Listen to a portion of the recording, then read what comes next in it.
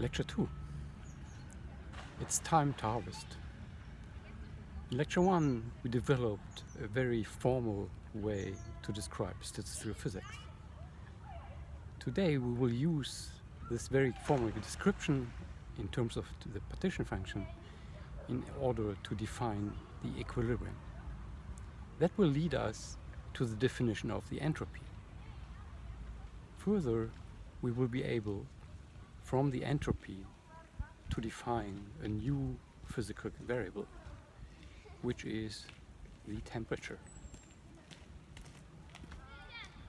When applying to the ideal gas, we will derive the ideal gas law, really one of the hallmarks that 19th century physics has been struggling with.